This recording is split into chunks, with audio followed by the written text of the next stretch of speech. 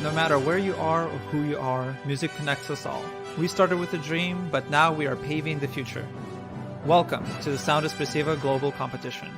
Fully virtual, yet bringing musicians closer together than ever before, now on a global scale. True live, inclusivity, diversity, connection, community, an extraordinary array of judges. Get noticed by companies all over the world. Prizes, scholarships, performance opportunities.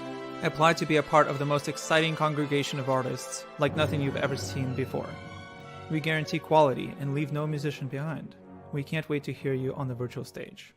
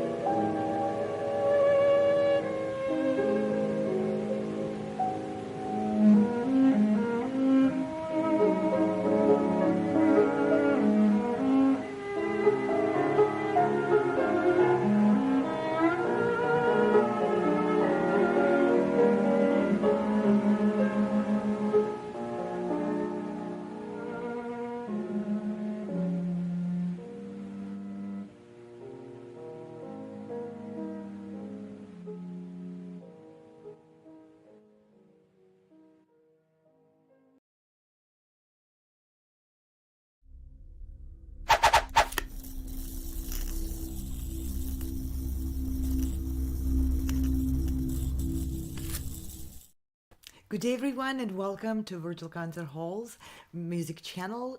We are presenting programs and concerts from international artists delivered to our audiences around the entire globe.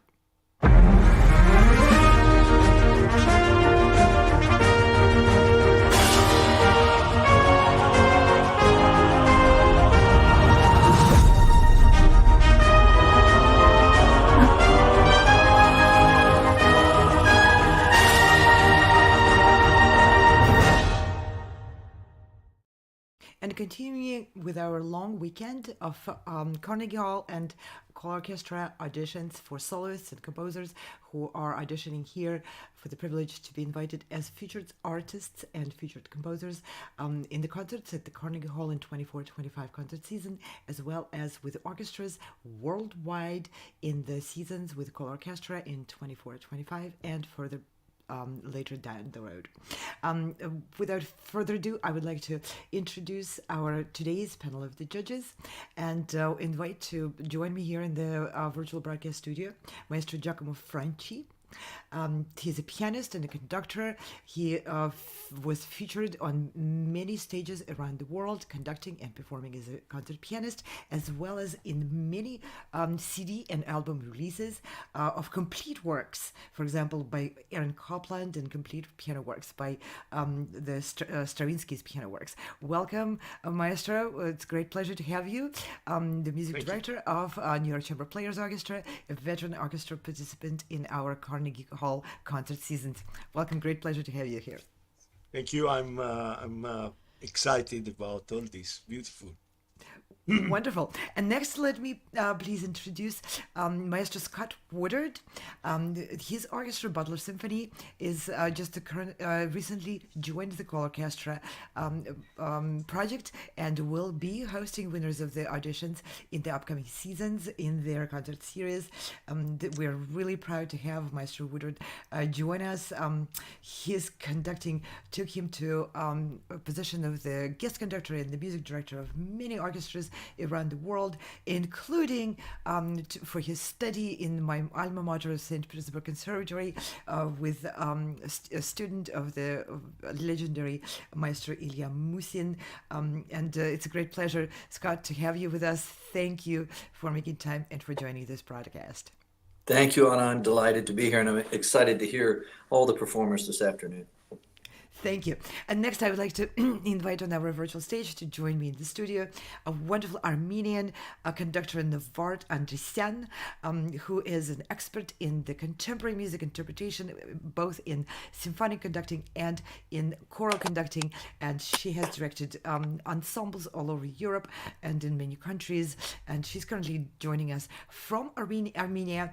Navart, great pleasure to have you with us. Thank you so much for taking time.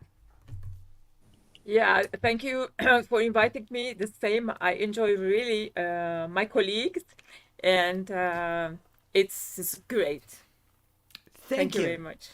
Thank you. And last but not least, I would like to invite to join me in the studio Dickran Atamian, who's a fabulous pianist with a 50 plus years glorious career of touring around the world with the best conductors and orchestras and in solo recitals, and who turned into this prolific music artist advocate and a founder of the press attractions artist management. So thank you very much, Dickran, for joining us in this broadcast and for sharing your expertise with the candidates. Oh, you're welcome. It's a pleasure. It's a real find, this whole project. I hope we're all having fun already. Are we having fun yet? Yeah, that's the whole idea. That's right. Let's enjoy the wonderful abilities which the virtual stage and the combined hybrid stage provides us as artists to be so closely, intimately connected with each other in the music making and progressing in the performing arts world while being in different parts of the world physically. Without any further ado, I would like to start introducing the candidates for this session. And first, let me invite on the virtual stage Emily Greene, soprano, and she will be performing High by Arthur Когart. The virtual stage is all yours. Looking forward to your performance.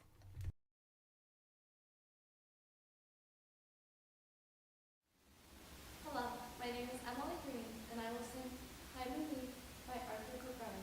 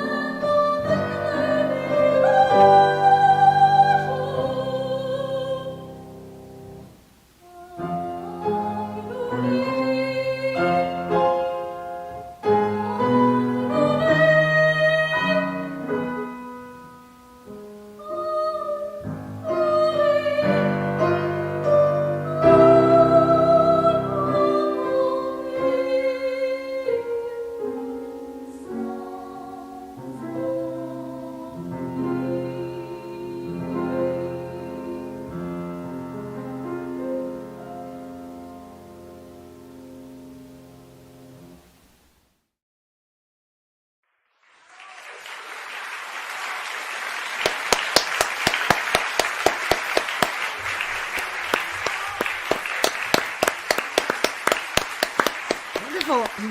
What a great way to open the session again with the purity of a young voice. Thank you very much, Emily, for bringing this on stage today. Let's see. Scott, would you like to go first with your comments? Yes. Ms. Greene, thank you so much for bringing that performance to us today. Thank you for all the hard work that went into to preparing it. So it was a delight to hear it. I would echo what Anna said. It's a very pure sound, and I do appreciate that unfettered kind of sound. A few things that I write bullet points as I listen, and a few of the things that I wrote down would project in the lower range. It may have been the recording, I'm not sure, but moments in the lower range where I lost you. It didn't have the same intensity.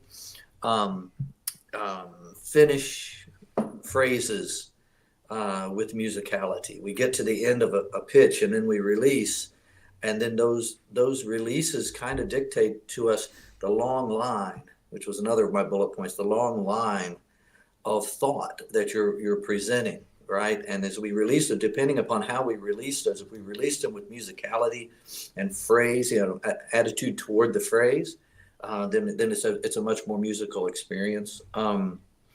A couple of the times in the upper register, the shape of sound, I see sound in shapes and colors and all kinds of things. The color of that sound and the texture of that sound in the upper range, I think could be a little more open and a little more inviting and warmer. And then my last bullet point was stage presence. When we sing, we live those lyrics. I'm not a singer by any stretch of the imagination. No one wants to hear me sing, but at the same time, we live those lyrics and we present the character, we present the philosophy of what we're singing through our stage presence. And there were moments where you engaged a little bit. And for me personally, as a conductor, thinking of someone for my orchestra, I'd like to even see more of that. I think you could explore that realm. So very nice performance. And thank you so much. I enjoyed it very much. Thank you. Thank you, Scott. Giacomo, would you like to go next? Yeah, I have a question about to Emily. I'm not familiar with the composer. The composer is what, modern composer or late romantic? His name is Arthur Coquard, and I believe he is a relatively he's no longer alive now, but I think that he was alive not super long. It wasn't a super long time ago, so closer to a modern composer. Modern composer. What has Yeah. it been? So I was thinking about your voice, which is very beautiful, Thank you. very clear, very pure, like Anna was. Do you ever sing back canto, or it's more like your repertoire is more like modern music, probably? Both. My repertoire has definitely been some older songs, like much older songs, like from the Romantic period. I've done some arias as well from. How about Mozart? Mozart. I've also done some modern songs. No, I was thinking about Mozart. Mozart. Oh yes, Right. I have done a couple of Mozart songs. Yeah, it sounds Yes. like light, like a soprano leggero. Yeah. Your voice. Anyway, I really enjoy your performance, and I agree with Scott with the lower range.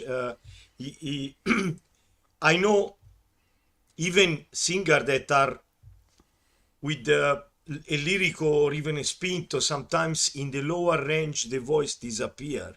So with the soprano leggero, I mean, I don't want to categorize you, but if it's my impression about your singing, you might need to work on the lower range to project more, and also the higher one. But one thing I really appreciate is the quality of the sound. It's very beautiful all over. Be careful when you project more if the quality of the sound keep on being beautiful as it is now. That's a good. Okay. Great. Yeah, because then you solve one problem and you create another problem. Okay, Yep. so yeah. Anyway, congratulations. Yeah. Thank you. Okay. Thank you, Giacomo. Dickran, would you like to add some Yeah. of your own comments? Well, I agree with all of that. And I think the voice is very pure and innocent. And I don't have any problem. The intonation's beautiful and the whole approach. But is there any way to get more body into your sound? I find it like a little two-dimensional instead of a full-bodied sound. It's not that it's not loud enough, or actually I heard those low notes. I thought maybe that was the color you wanted, you know, where the piano kind of covers you in the bottom. I mean, sure, you could project more, but I didn't have that much of a... My problem is the voice itself doesn't seem to have enough body, you know, like scrumptious, you know what I mean? A little more... I'm not a singer, but I have accompanied a lot of singers in my day for scholarship reasons. Not because I was dying to work with them, but I do love the music so much from operas and things like that. You know, the acting and so on bothers me, but I like opera. It's all right. The voice just doesn't penetrate me, you know. I mean, it reaches me. I'm trying to be specific and try to help. I think you could have more body. I think you can. I mean, you can tell me more than anyone is if that's all you can give, and you can say that's it. But I don't think so. I think you've got to develop. You're young. I think you have to develop that three-dimensional quality to your singing, you know. Okay. And maybe it's a technical thing that like Navart can expound on more than I can because she's a vocal person. The diaphragm or whatever. I could talk to you about piano stuff, but I can't relate it to singing so much. But it's like for a pianist not going deep in the key, not going to the key bed and playing, you know, superficially. Each note has to be not heard necessarily, like you would say, oh, I didn't hear something. I heard it, but it has to be full. That's what I think. Yeah, Yeah. some weight, some body. I like the word body. Yeah. Thank you very much, Dickran. Let's hear Sure. from Navart. You have a lot of experience working with the vocal ensembles. Yeah.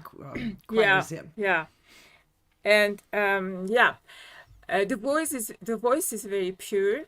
That's clear.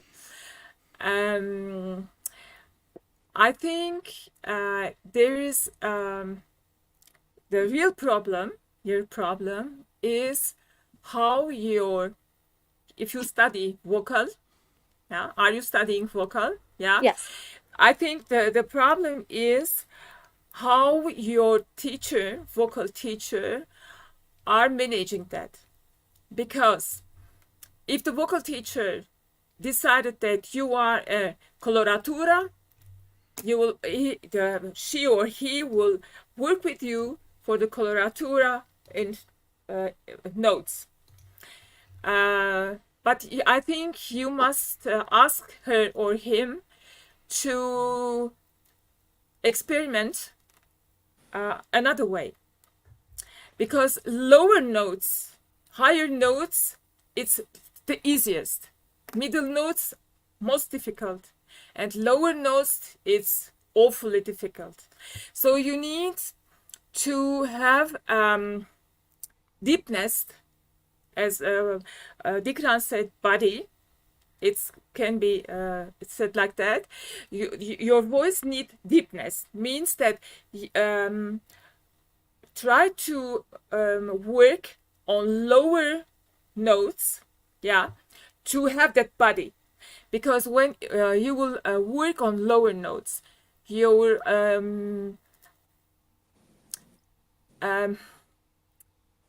you must work very hard with your diaphragm. Yeah, Yes. Because singing higher notes, it's very easy. Even you can sing it without breath and without support. Yeah.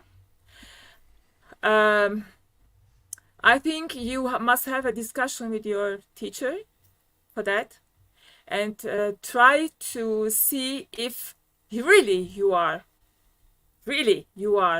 coloratura.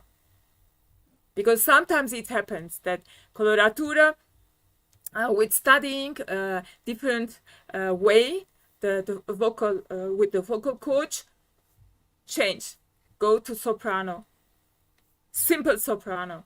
I think this is your case, but try to see with your teacher. Thank you, Navart, very much. So the main advice here, as I understand, is for you, Emily, to continue to explore variety and touching your voice in different ways and finding the actual other additional colors and abilities of your voice as you're developing. But great pleasure to have you on our program. Do you have any questions for the judges? No. I think that my lower range is something that I have been working on. So thank you for the continuation of that advice. And thank you for listening to my performance today. It was a pleasure. You're welcome. You're welcome. Great pleasure to have you, and you have a fabulous teacher who really cared to deliver the purity and the crystal clarity of your voice. That doesn't happen very often. That sounded very silvery and beautiful. Thank you so much. We will be moving on to presenting our next candidate for the session number 4. We are in the long weekend of presenting candidates for performances at Carnegie Hall with as soloists, as ensembles, with the 2 orchestras. We have New York Chamber Players Orchestra, and today we have the music director of that orchestra, Maestro Giacomo Puccini, on our panel, and we also have Orchestra Manhattan and the music director of that orchestra, David Wroe, was with us on Friday. We are taking artists through the experience of the virtual stage to their dream of and the goal of performing at the Carnegie Hall, as well as with many top orchestras, philharmonic and symphonic orchestras worldwide, in the US, in Europe, and in Asia. So our next candidate, Gunnar Small, guitarist, will be performing Benjamin Verdi, Milwaukee from Some Towns and Cities. Gunnar, the stage is all yours. Looking forward to your performance.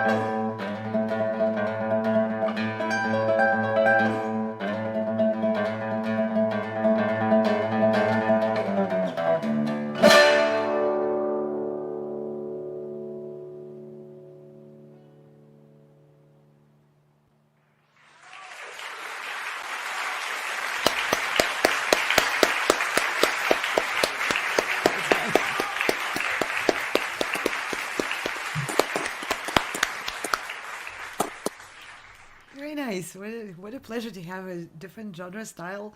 And I love guitar. Thank you, Gunnar, for bringing this to our auditions. We'll start with Dickran. Would you please provide your comments? It was really excellent. Yeah. I know a lot of guitarists, so I'm familiar with the problems, and you have very few extraneous noises when you play, which is the first thing I look for is the sliding and all that stuff. It's really well done. You're moving from one position to the other on the fingerboard is great. Musically, it was very satisfying. This is this sort of an Americana piece. Is that what it? Yeah. And it was Milwaukee, right? Yep, exactly. Yeah, Anna, that I thought you were talking about an Indian tribe. Actually, Milwaukee is an Indian tribe, but the pronunciation, she's Russian, so I didn't quite get it. But I didn't know what you were talking about. But now in the middle of it, I thought, aha, this is an American town. Okay. That's right. Yeah, the colors were great. It's a difficult piece, isn't it? It's not easy to play evenly. It was very good.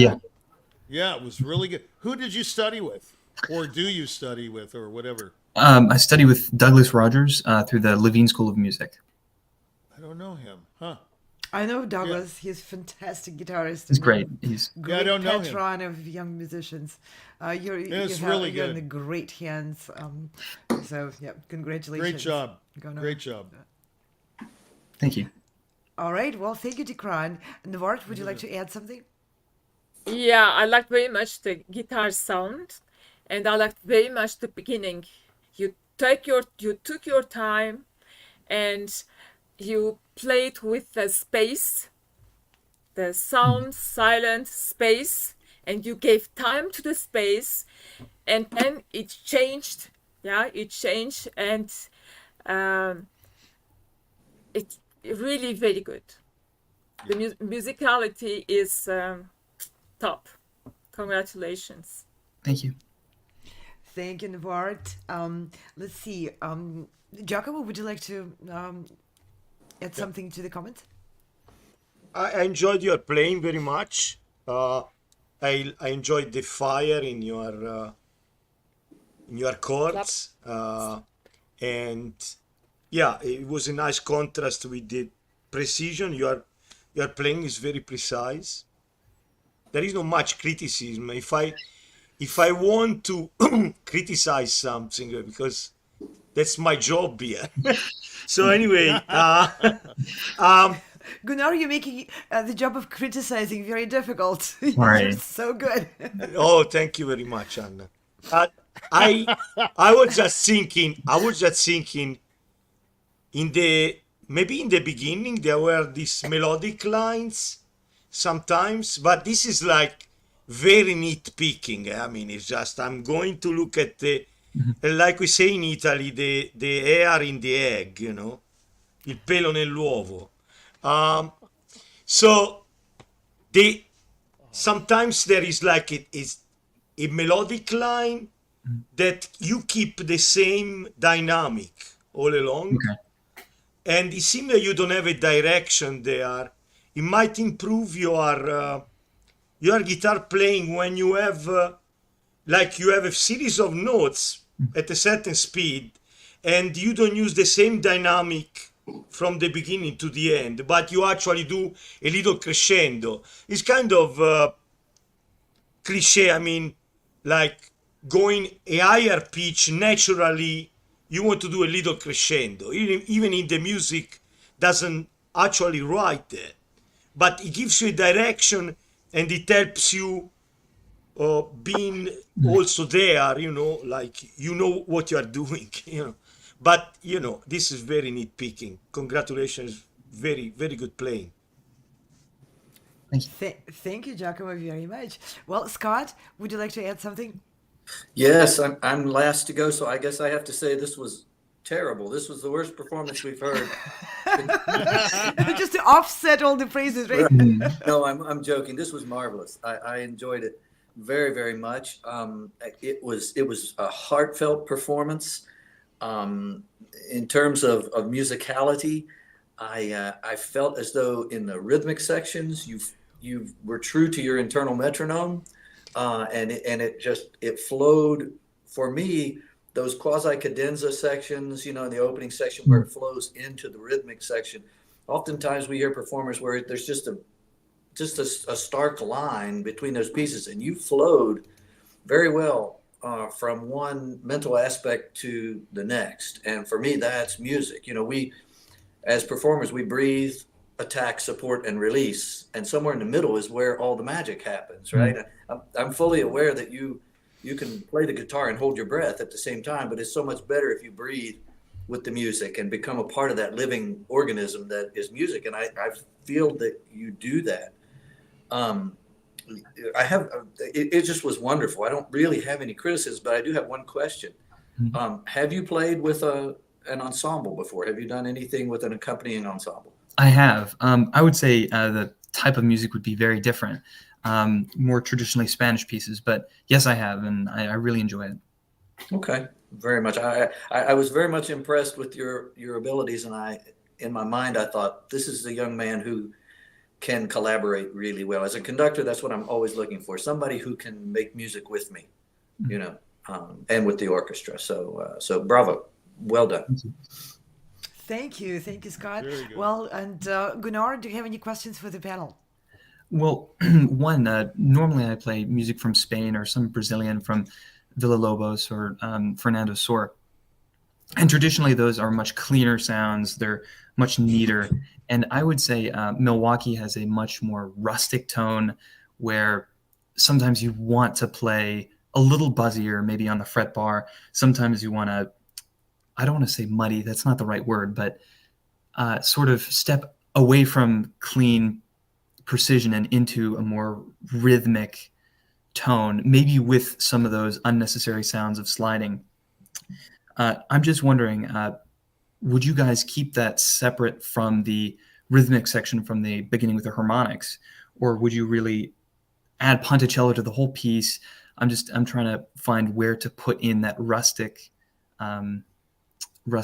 feel into the piece. Anna, do you mind if I respond to that? Oh, please.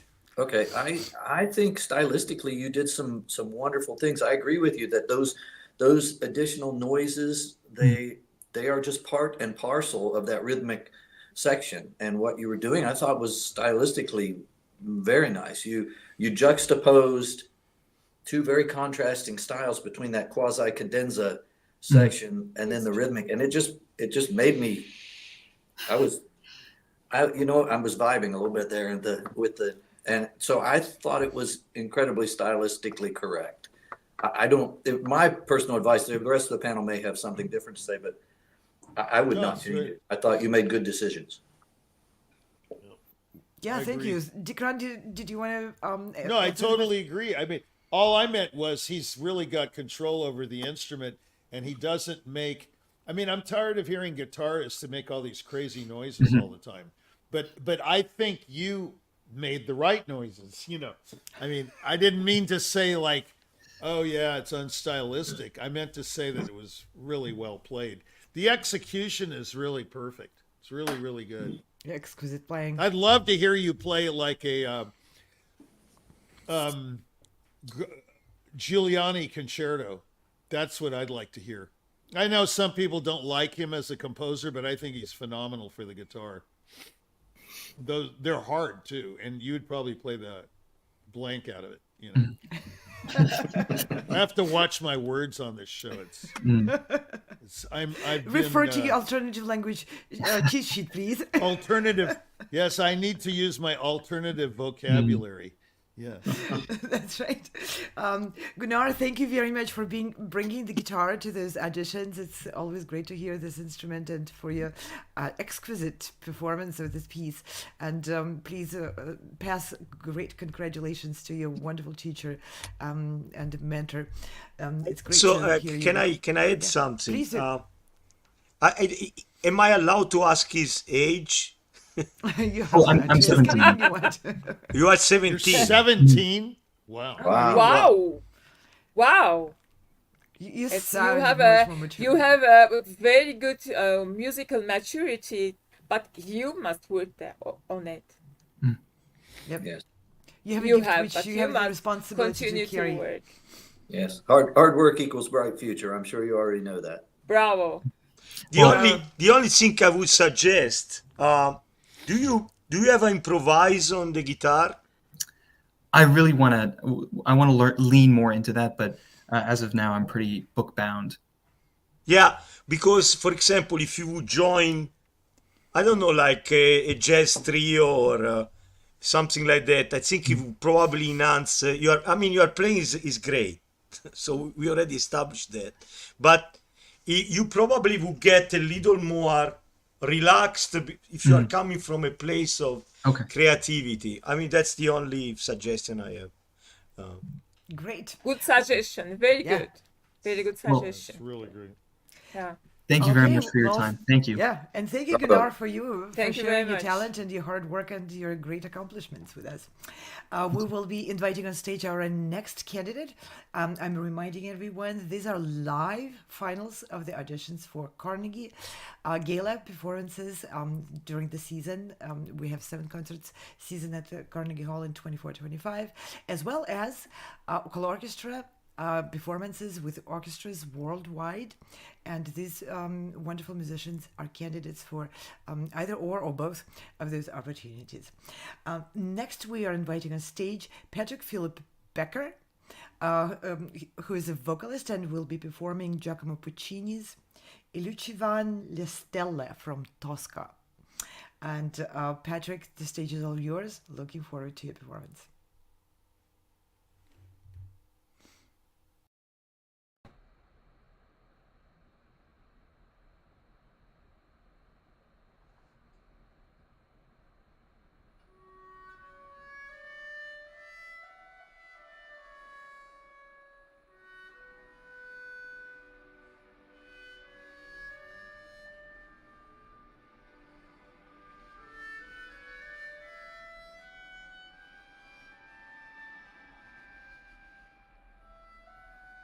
E lucevan le stelle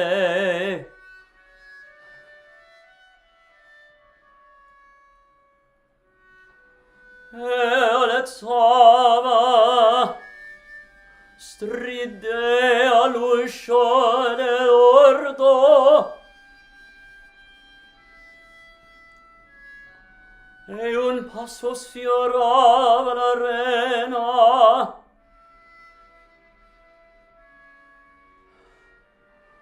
Entrava il fragrante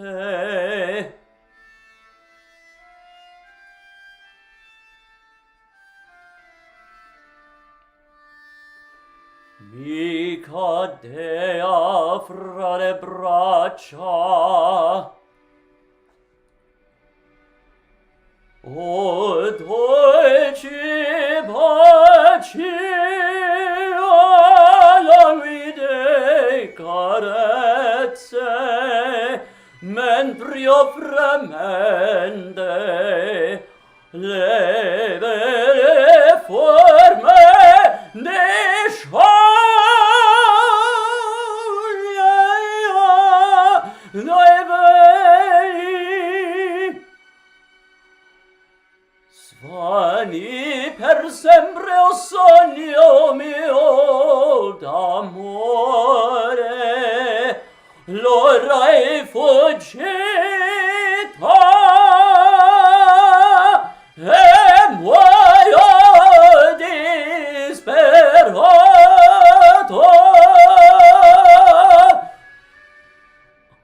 e muoio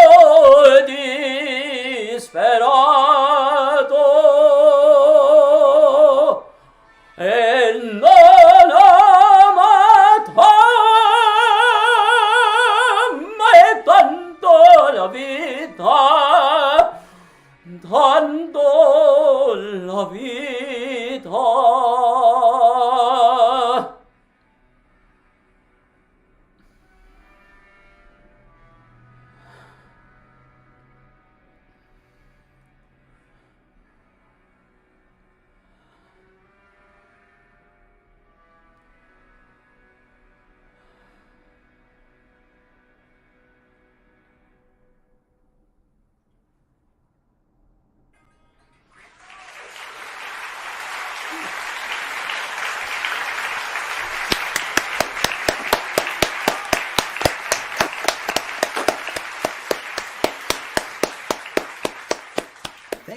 very much. I love that Thank aria, you. one of my favorite.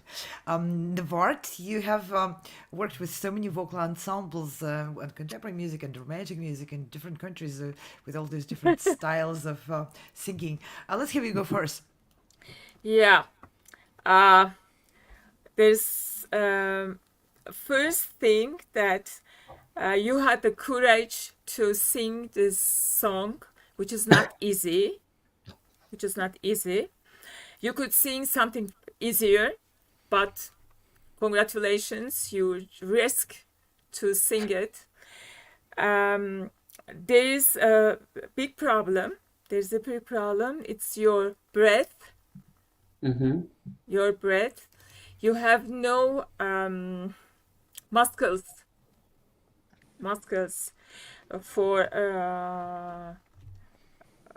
for singing. You must work on it. It's very serious. Yeah, because the voice is moving like this.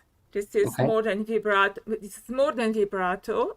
That's because of that you cannot use the bel canto style for Puccini.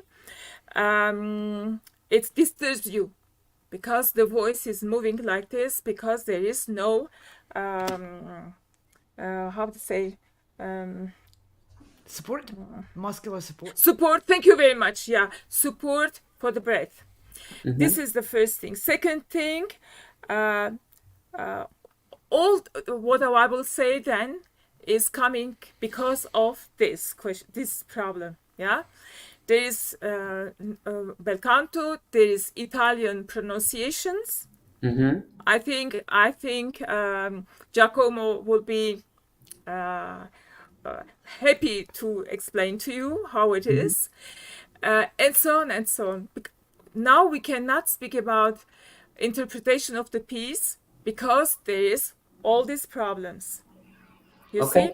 So it means that if you have the techniques, you put the technique to the service of interpretation. If there is no technique, which is a half or no technique, you cannot interpret the piece, even you like it very much.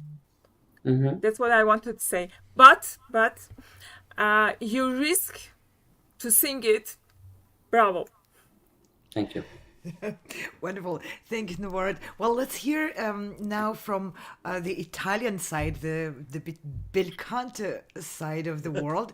Maestro Giacomo Franchi, let's hear from you as a conductor from Italy and a pianist who worked with many musicians in the Italian style and genres. Yeah. Oh, dolce. So, why vibrato? You don't need any vibrato. I'm not a fan of vibrato. It is not a vibrato. Well, it's like wobbling. It is not a vibrato. I find it similar to vibrato. Yeah, I mean, because even the real vibrato, I'm not a fan of it. Never. But I would suggest you to refine your voice with a lighter repertoire, like Mozart, like going, singing the note. Oh, not that. So about the diction here and there, yes, you slide some words, but I think the biggest problem you are having is the singing the notes. And once you find the pitch of the note, then you can work on the other aspect, the timbre, the phrasing. But it's not that you sing out of pitch. You approach that by going around it. Then with this, I call it vibrato, and that's the way I call it. So starting with arias that are like from Mozart, from an earlier repertoire, Mhm. instead of going to the bel canto. Mhm. Before that, I think it's simpler melodies that they don't demand so much range, and working on that establish the base of your technique there. Mhm. That's what I suggest you. And yes, I commend your courage. Yes, but you know, it's not. It shouldn't be a Garibaldi battle. You know, like going to the Sicily. They have been lucky that time, but Mhm. you know, courage is not always. It's a quality, but once you establish the base, I think everything will be better. Okay. Mhm. Okay, well, thank you very much, Giacomo. Let's hear from Scott. Okay. Wow.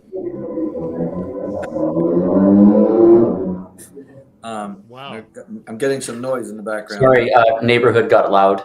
Oh, okay. Okay, I thought, Scott, you changed the pitch of your Apologies. voice. Yeah, it got warmer outside and people got a little crazy with their sound systems. Okay.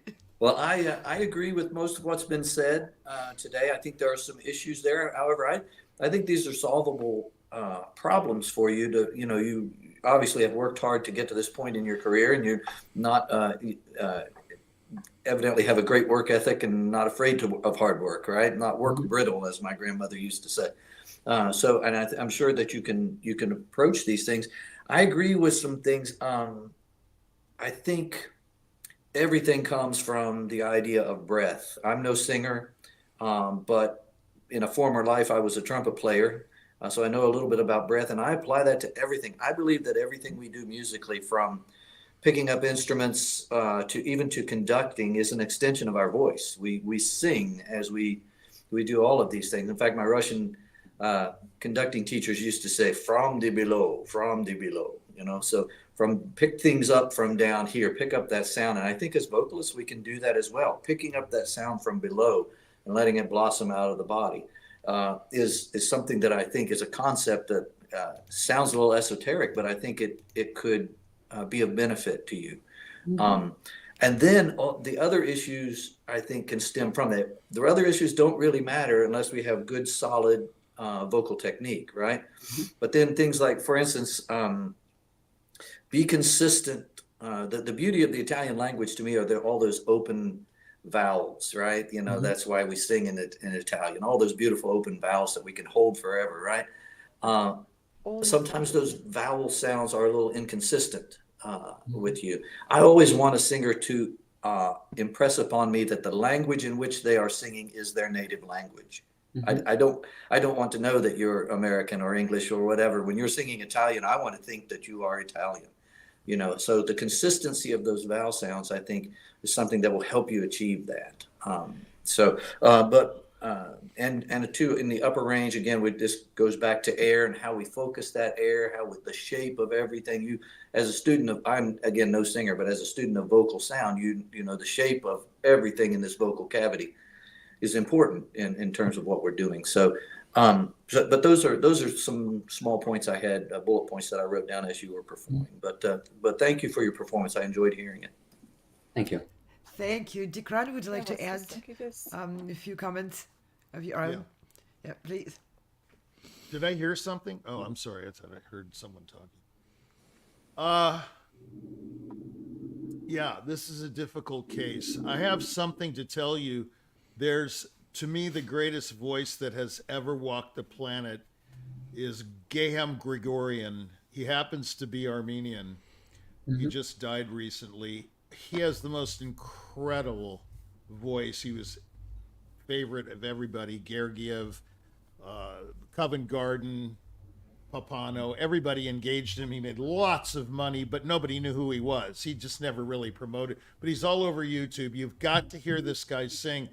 I think everything you want is in his voice.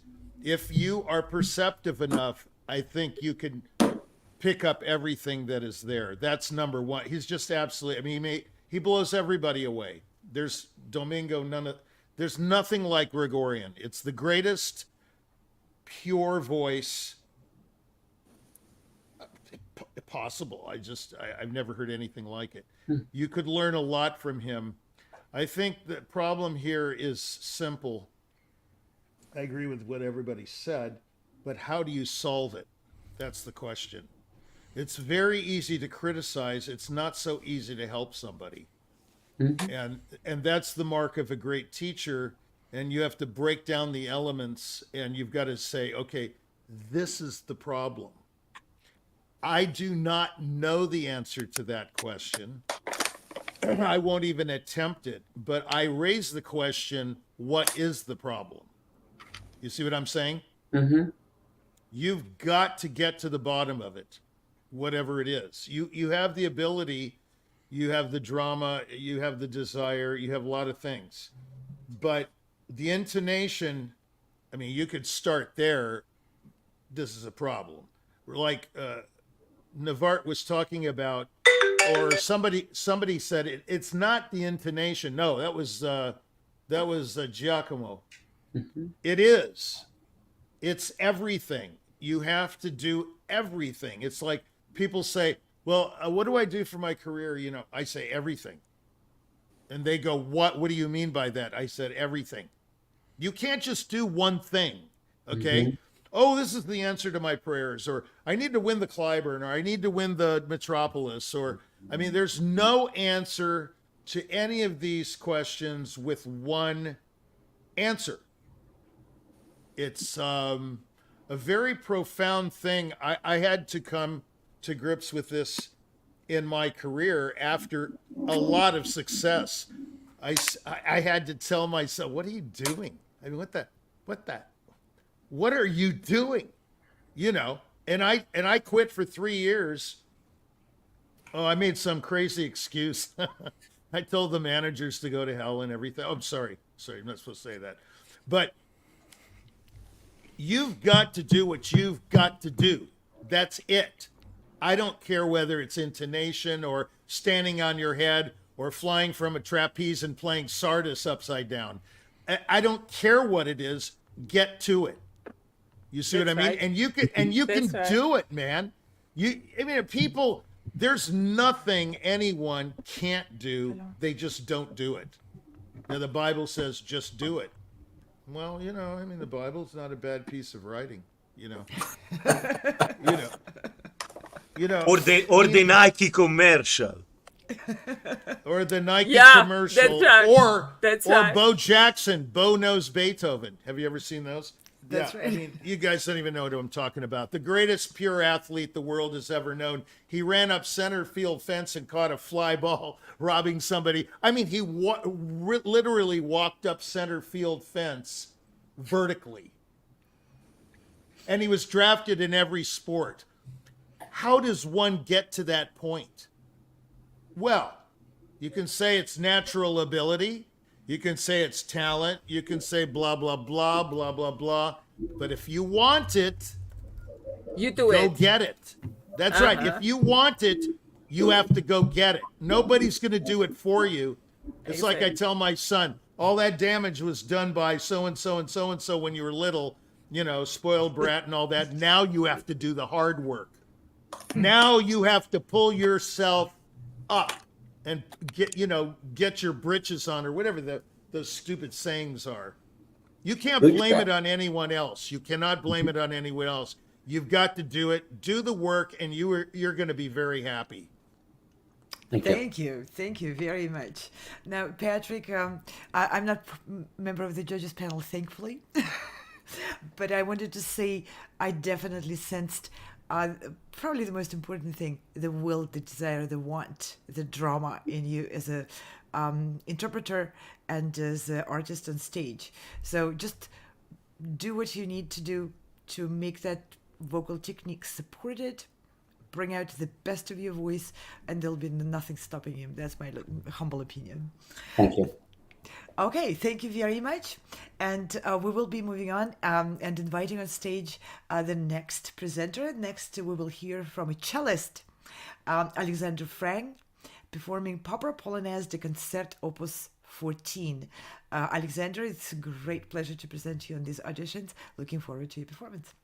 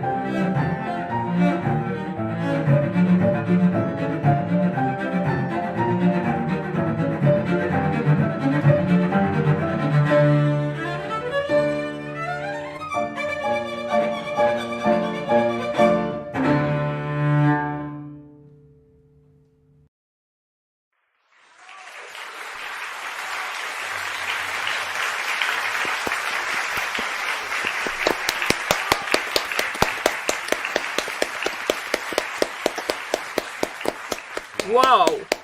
Wow. Wow. Wonderful. Thank you for bringing my favorite instrument to this stage. I have my preferences too, right? Okay, well, let's hear some comments from Maestro Giacomo. Sheesh. Fantastic. Difficult piece, Very. especially how old are you? I'm 12 years old and I've been playing cello for 3.5 years. Wow. Okay. Unbelievable. Yeah. I like your hairdo, man. It's really cool. Thank you. Yeah. You're like a punk musician, like a punk Yeah, that's musician. kind of fun. Hey, Giacomo, you should engage him immediately. Yeah. So, yeah, that piece is very difficult. Congratulations. Technically very difficult. Congratulations. I have had some troubles understanding the lower range of the cello.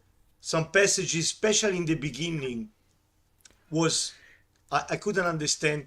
My criteria of judging that is, if I'm not able to write it, I don't understand. So if I would be able to write what the music is, so then it's clear.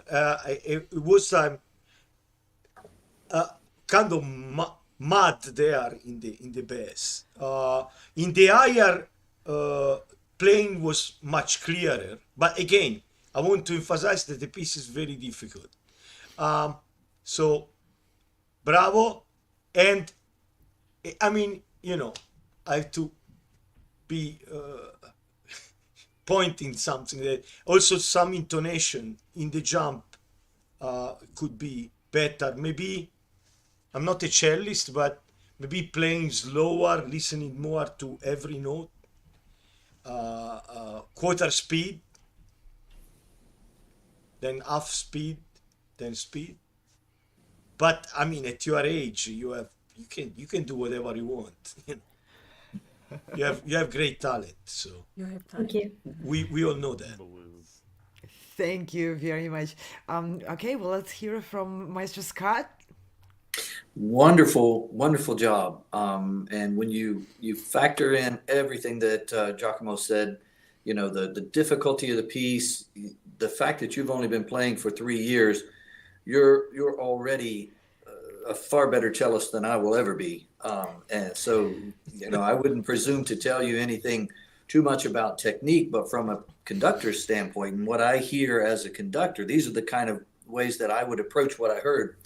There are moments where, and you're aware of this already, I'm sure, where certain notes don't speak.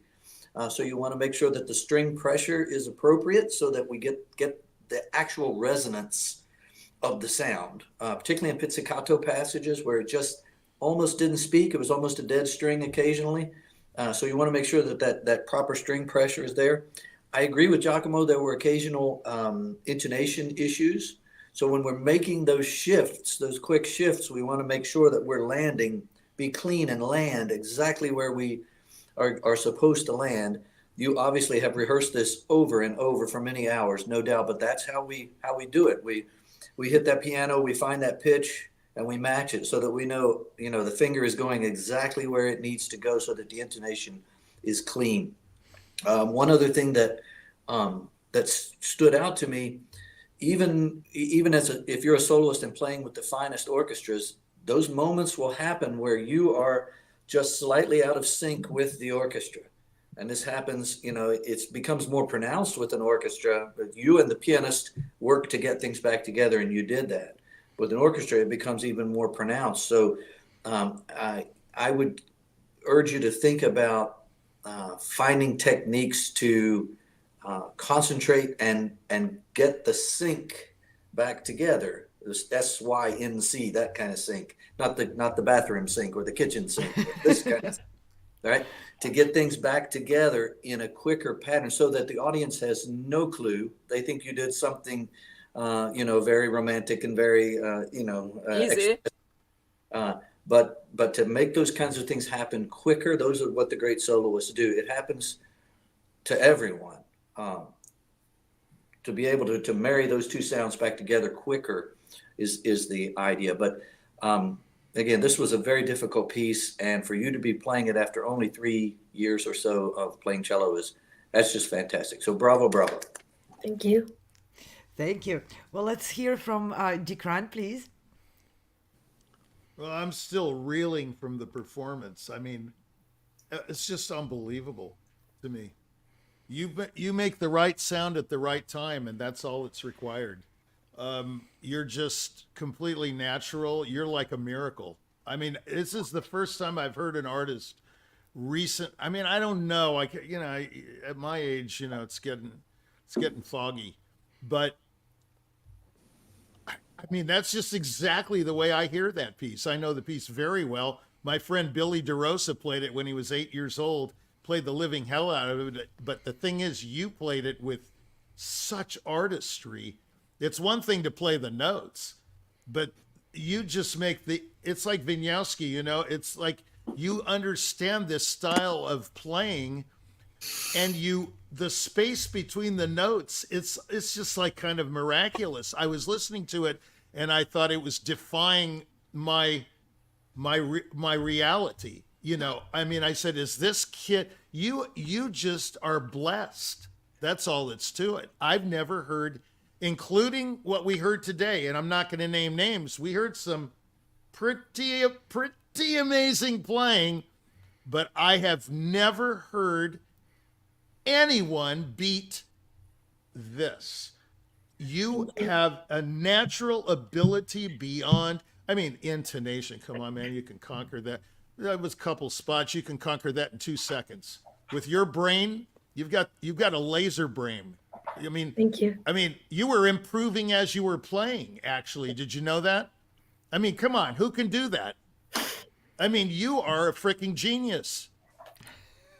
And I mean, you've got to cultivate that. This is a serious deal. I'm not being comical here, okay? I'm dead serious. I have never heard anyone better than you. I mean, maybe there's someone equal, but I've never heard anyone where the space between the notes, I say to myself, that's just the way I want to do it. That's just the way I do it. It's just the way I like to hear it. I mean, it was just sensational. It's proper. I mean, think of what he's going to do with the Brahms double. Think of what he's going to do with the Lalo concerto. Think of what he's going to do with the Dvorak. Oh, I can't wait to hear this guy's Dvorak. Do you play that yet? No, I'm Not right, yet. Not yet. right now. Well, I'm working on the Lala right now. Yeah, that's it's good. about time. You ready? No, I mean, it's sensational talent. It's more than just precocious and he lives the piece and blah, blah, blah, blah. It's absolutely right on. There's not one thing I would criticize. Yes, there were a couple of notes that were out of tune, but I mean, come on. Are you kidding me? Difficult piece. He tossed it off. If you know the piece well, he tossed it off. I mean, only Michael Rabin could have played it better at his age technically, but Rabin was cold. This guy has a warmth and a style and a passion in his playing that I haven't heard in a long time. I mean, you never know where it's going to come out of. It's like Gregorian, the guy I was talking about earlier. I mean, it's just unlimited gift. That's what I think. He's got that passion in his hair too. That's right. No, he's a freak of nature. It's like he's like an old guy in a young body. You know what I mean? Like he has this style, space, like Navart was talking about space and time. Okay, Alexander, you've got that down. And by the way, Barenboim said, what he knows, you cannot learn. No, or I'm sorry, what you want to learn or whatever, he already knows. Or no, what you can't learn, he already knows. I know a conductor like that. Barenboim was speaking of a conductor that he should have heard you today. I mean, that's exactly what I would say.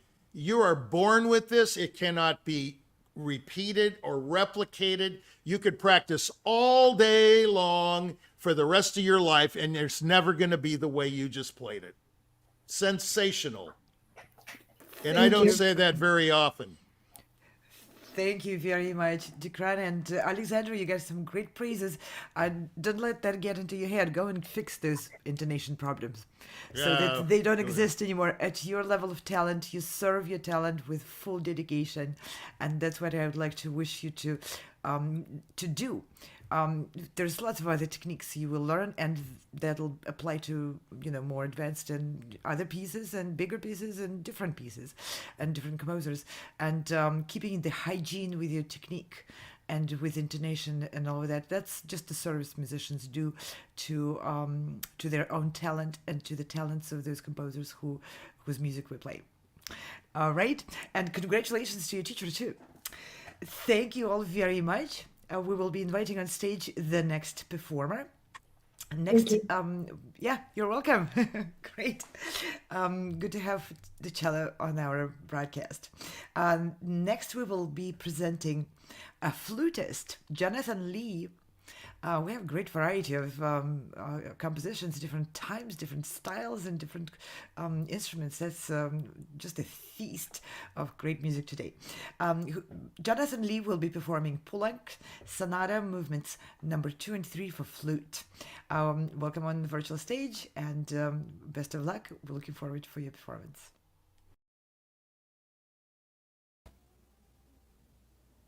My name is Jonathan Lee, and I'll be playing the Poulenc Sonata Movements 2 and 3. I'm auditioning for level 6.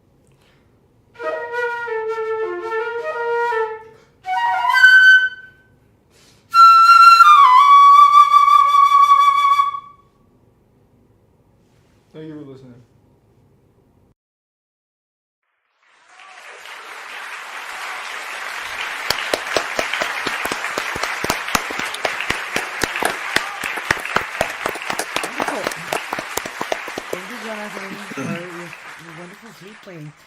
Let's see. Who would like to go first with comments? I would like, because Okay. you forgot me the last time. Oh, I apologize. Oh my gosh. Oh my gosh.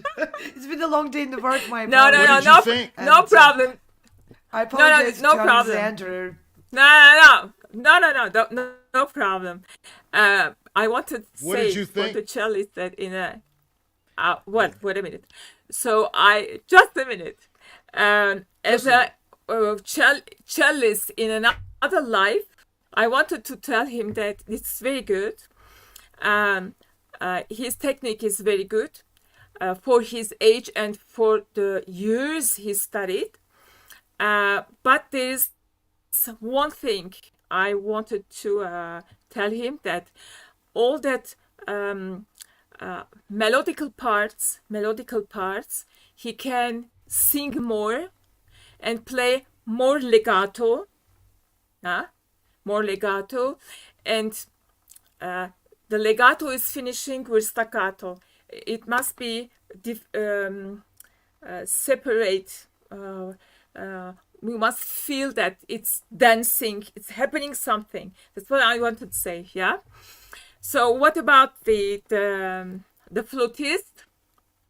I think we Jonathan. will speak about it. Yeah. Yeah. The same thing. Technique is something that you put to the service of the music. The technique is not technique just like that. You show that you are the best and your friend. No, it's not like that. The same thing I want to say him, that Poulenc music there is technical parts and very melodic parts which has to be played very legato, to the limit of the romantic. Not romantic, but to the limit. Yeah, this is French music. It must be done with balance. That's what I wanted to say him. Thank you very much. Well, let's hear from Giacomo. I missed the accompaniment. It's a very interactive piece you write. Yeah, there was like, okay, it's playing a little bit, then little silence. I would like to know what happened in the silence there. So it was difficult to understand the musicality of the piece because of this, without the accompaniment. Beside that, the guy, Jonathan. Okay. Jonathan knows how to play flute. There is no doubt about it. His technique is there. The sound might sound a little harsh if you would play romantic music or even Mozart, but for Poulenc it's perfect. It's kind of harsh, kind of modern sound. I enjoyed this performance. Maybe a little more expression if you like more romantic kind of taste on the second movement, then that is maybe. But he's playing is very, very good. Congratulations. Thank you very much, Giacomo. Let's hear from Dickran. And I promise, Scott, I'm not going to forget you. Well, first of all, I thought it was exemplary playing. He reminds me of my colleague Maxence Larieux, the French flutist. You might know him, Navart. I met the guy. He won 5 Grand Prix du Disques, just so you know. And this guy really reminds me of him. It's just exacting, fabulous playing. I mean, I would love to hear him play the Schubert variations. I would love to hear him play the Prokofiev sonatas. Is the D major the only one that's transcribed? I don't know. The F minor would be interesting. That would be a great performance. I'm sure he'll just nail it. I found it, I just have nothing to say. It was perfect. Absolutely perfect. I know the piece, so Giacomo, unlike you, I didn't miss the accompaniment at all. As a matter of fact, he suggested the accompaniment in his performance. His inflection was very sensitive to the accompaniment.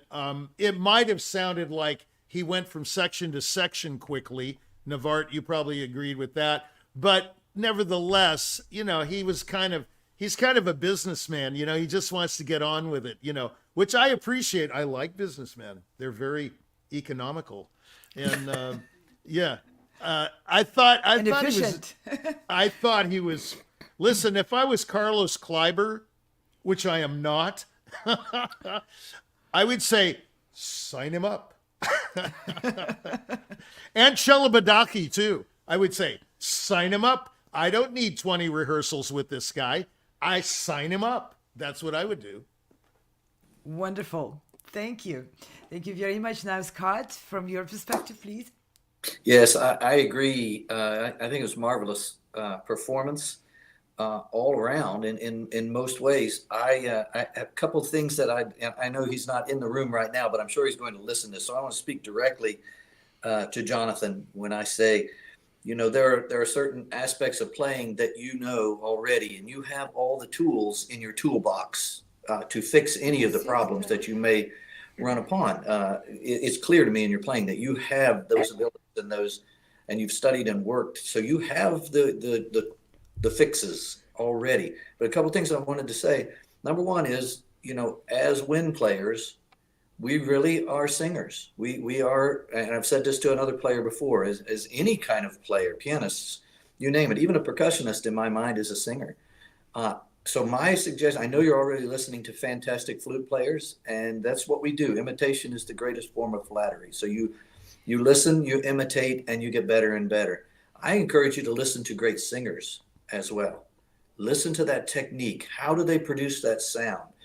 And all the aspects of that sound, not just the things that we think about that are specific to flute technique. How do they produce sound, right? What is the warmth? And in my mind, there are four things: breathe, attack, support, and release. And I said this again earlier in the day.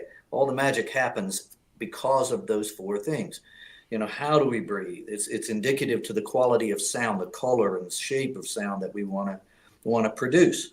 But to me, the most neglected of those four things is the release. To me, each note, each phrase has a natural life, and there's a time for that to end. It's kind of like the analogy of carrying a baby. If you carry a very small baby, you carry it very protected for a few steps, and then you just sling it around for the rest of the steps, right? Nobody does that. We support it all the way to the end. So that natural flow of air to the end and to each release is incredibly important for singers. And I include you in singers, Jonathan. So that's really important. Be thinking about the focus to the end of each phrase so that it ends with the appropriate strength, the appropriate warmth, the appropriate resonance, right? And the other thing had to do with articulations. To me, it's important that if your phrase, you can't see my hands, I don't think, but if your phrase is a particular length, right? Move my hands over. Your phrase is a particular length. The articulation just dents the airstream. There are very few moments where we want to just slice it in half so that it just dents the airstream to allow each note to have resonance all the way to the natural end of the phrase. Just some little things that I think might enhance your performance, but it's already gorgeous. It's already beautiful. But maybe think about those things. So bravo, wonderful performance. I enjoyed it. Oh, great comments. Thank you. Great comments. Very helpful. Wonderful to have, conductors with experience as instrumentalists and conductors of orchestras and choirs. And you get on this panel the richness of all of aspects of it, from instrumentalists, pianists, all the way through the conducting and the orchestra and the big stages to the management side of it. Wonderful. Jonathan, thank you for inspiring these discussions on the judges panel and for your beautiful performance and for bringing Plonk to our auditions. We will be inviting the next candidate. And I'm reminding everyone, we are in the third day of 4-day marathon of sessions, auditioning soloists, ensembles, groups, and composers, new compositions for the opportunity to be performed and presented on the stages such as Carnegie Hall. In the next season, we have a 7th concert season at the Carnegie Hall. Yes, we go straight from virtual stage to coveted stages such as Carnegie Hall, as well as many famous and biggest stages of the philharmonic orchestras and symphonic orchestras worldwide.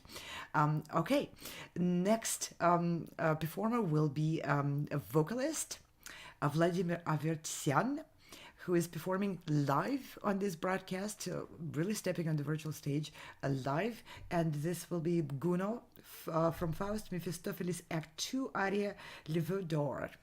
And Vladimir, the stage is all yours. Take it away.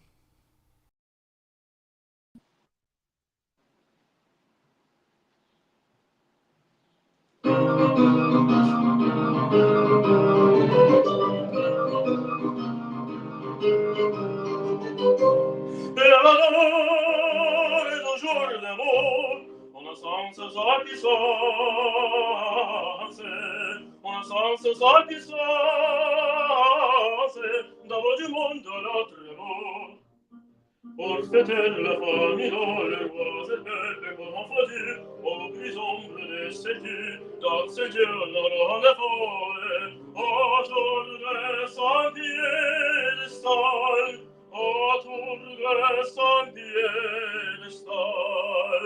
Et Satan quand nous la vol, et Satan quand nous la vol, quand nous la vol.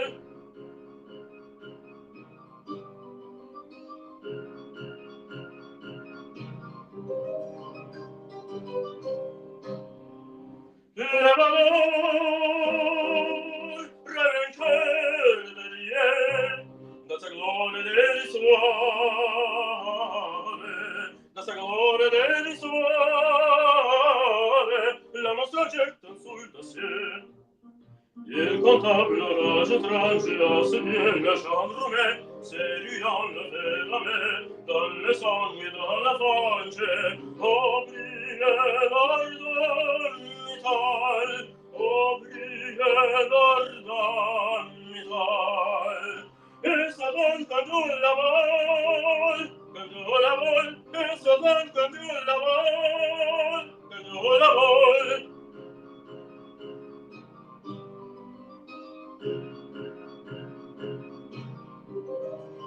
Quand nous la vol.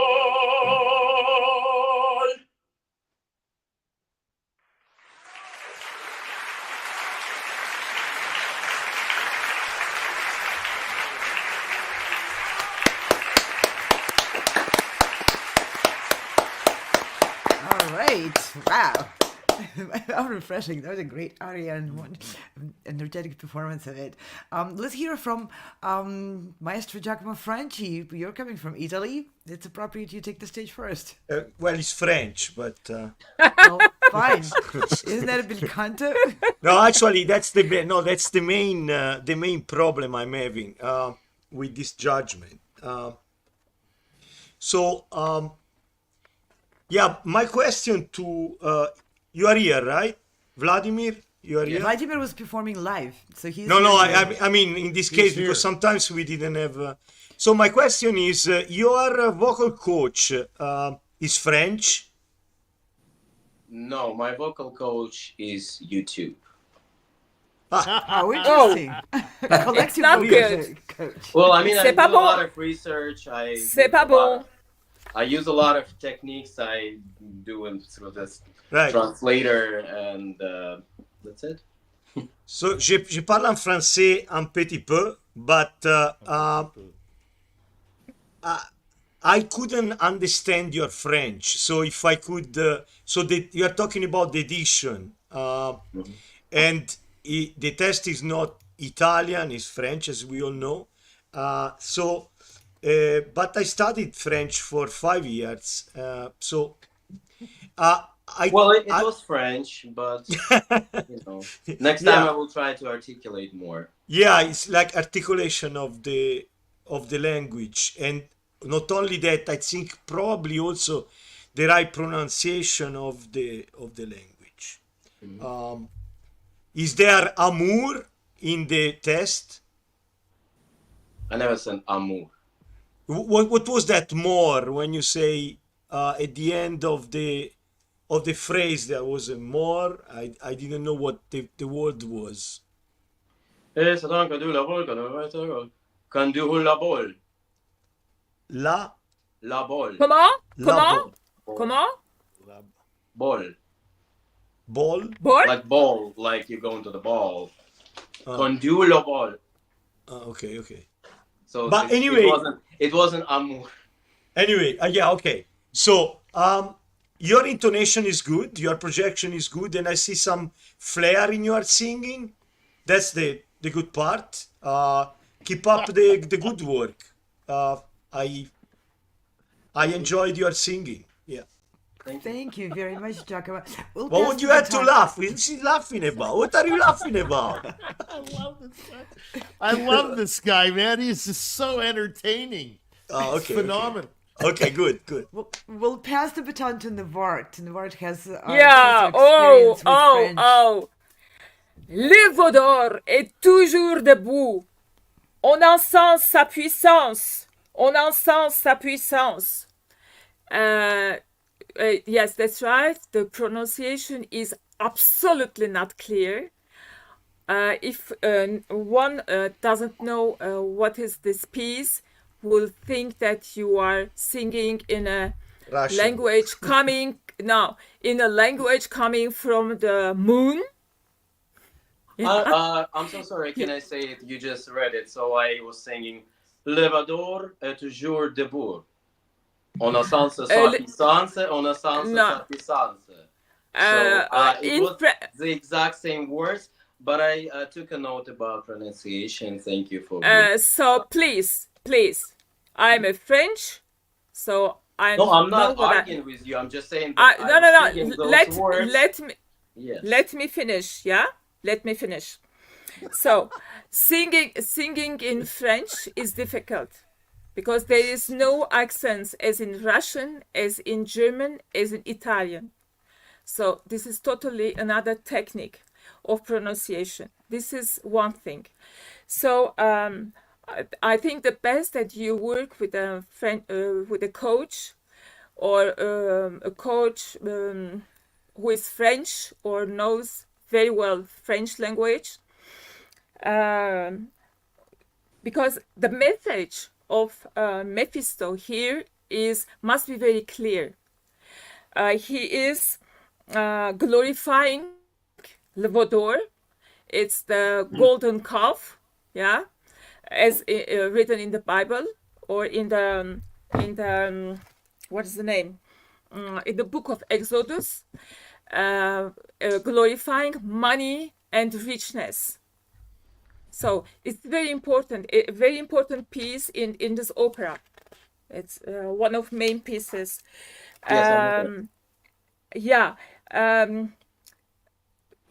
Only one thing, this is the pronunciation, because it must be clear. And then when he sings Le Vaudor, yeah, he's glorifying.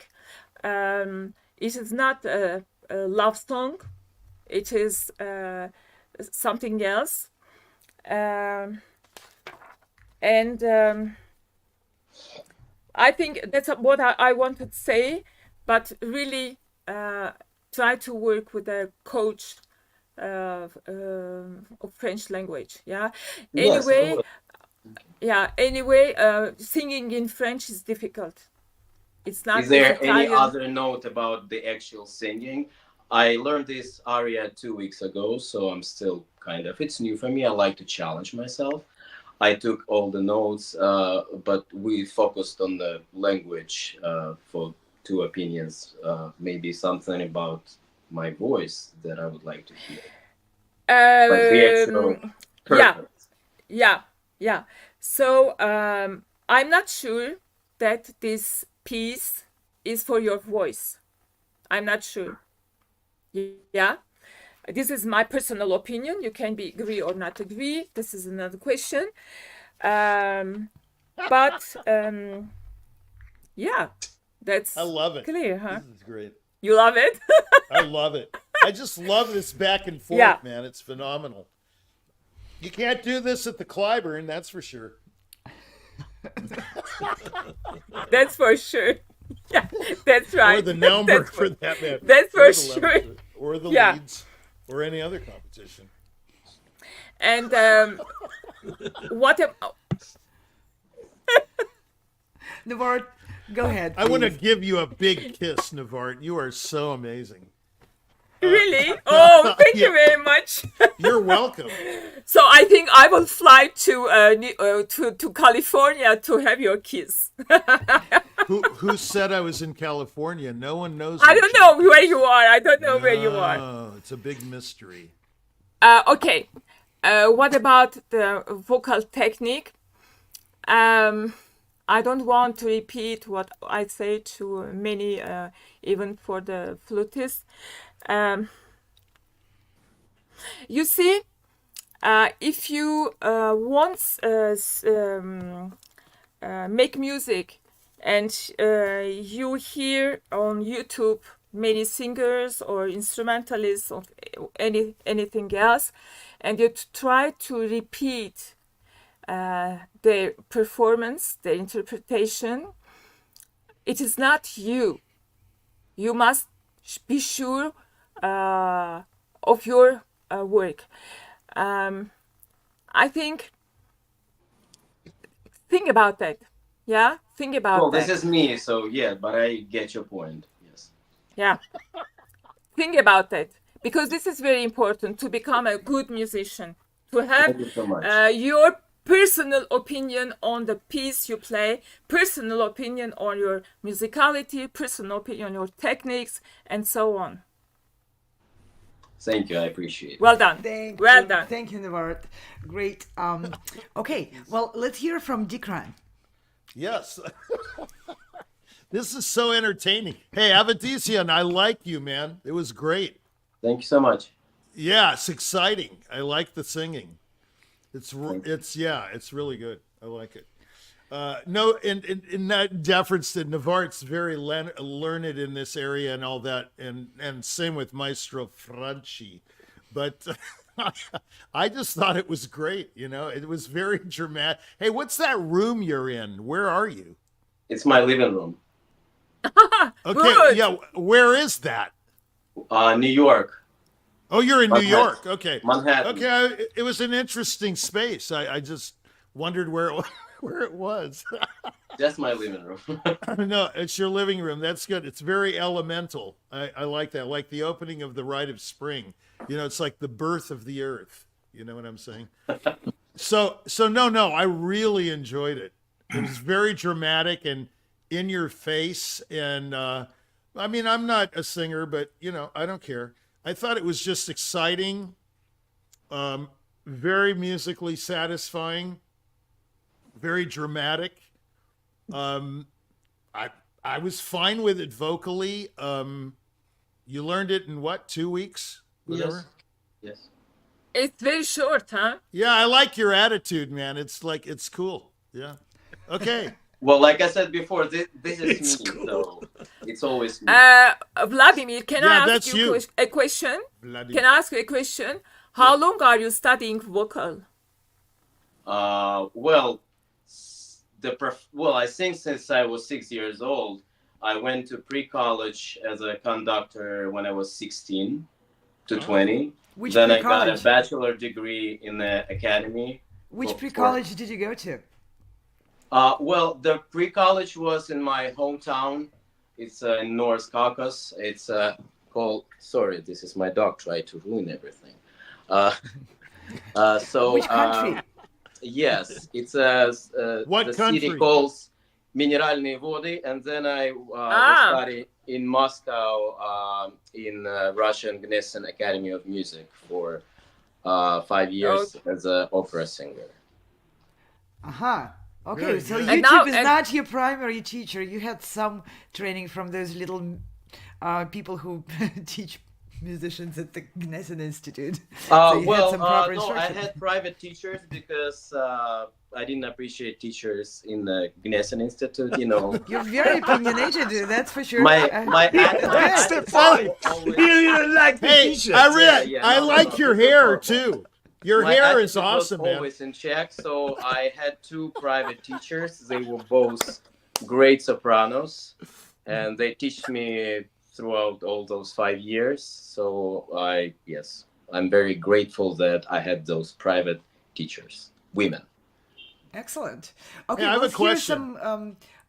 Just 1 second, if you don't mind holding the You're question. so polite, Anna. You're so polite. I want to give an opportunity for us all to hear from Scott. Oh, absolutely. Yeah, Sorry. yeah. Sorry, Don't forget. Scott. Sorry, Scott. I apologize. Not at all. I'm sorry. Not at all. Vladimir, I enjoyed your performance. I lean a little more towards what Dickran was saying. I thought the quality of voice was fantastic. Yeah, I really did. And I thought the physicality, the gestures you were using were appropriate for the stage.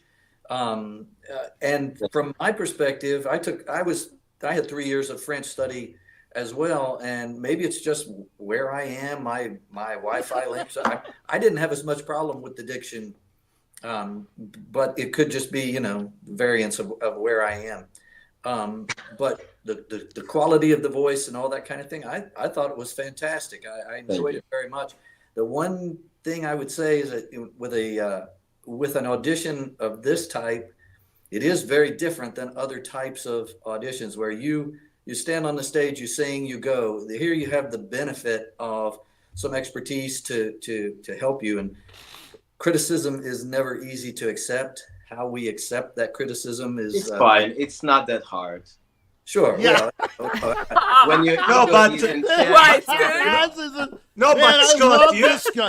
you had to realize that the guy doesn't care. Vladimir doesn't care much. He's just listening. Yeah, that's right. Vladimir, no problem. Vladimir, there is no problem. No problem. Vladimir, give me a call Monday. Okay. You are very marketable. I like the hair too. It's like awesome. It's like you really don't give a crap what anyone thinks, do you? It's on stream. Yes. No. It's okay, man. I'm right, just trying to create. It's a comedy. It's the greatest comedy, No, may I say? Yes, in some way I would say I don't give a crap, but I use my Bravo! I would like to please alert you that we have a cheat sheet of alternative vocabulary. Oh, I'm And sorry. If you all please may refer to that. We are public broadcast, and our broadcasts are accessible for children and parents and everyone. Oh, sorry. And the alternative vocabulary is not all that difficult to master, especially for those who can master the Méphistophélès aria. So thank you very much. Vladimir, please continue. May I finish? Yes. So You may. I use my intuition and I filtered everything, what I need to take, what I need to apply for myself. I don't listen every opinion and immediately believe in that, because like we saw before, somebody understand French, somebody didn't, somebody like vocals, somebody don't.